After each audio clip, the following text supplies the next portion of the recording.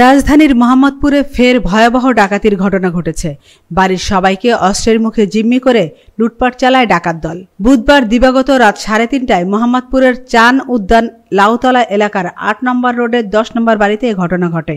এই ঘটনায় বাড়ির কেয়ারটেকার মোহাম্মদপুর থানায় একটি লিখিত অভিযোগ দিয়েছেন। জানা যায়, বুধবার দিবাগত রাতে 30-40 জনের একটি দল দেশীয় অস্ত্রশস্ত্র নিয়ে টিনশেড বাড়িটিতে মই দিয়ে ভিতরে প্রবেশ করে। এ সময় বাড়ির ভেতরে থাকা সিসি ক্যামেরাগুলো ভেঙে অস্ত্রের মুখে সবাইকে একটি রুমে জিম্মি করে ফেলে। পরে প্রতিটি রুমে ঢুকে ফ্রিজ, টিভি, বৈদ্যুতিক সেলাই মেশিন, স্বর্ণালঙ্কার সহ আসবাবপত্র সব নিয়ে ভাঙচুর চালায় ডাকাত দলের সদস্যরা। এ বিষয়ে মোহাম্মদপুর থানার পরিদর্শক হাফিজুর রহমান বলেন, এ বিষয়ে আমরা খোঁজ নিয়ে দ্রুত আইনানুগ ব্যবস্থা নিচ্ছি। আমিনা ইসলাম, নিউজ ডেস্ক, আজকের সংবাদ।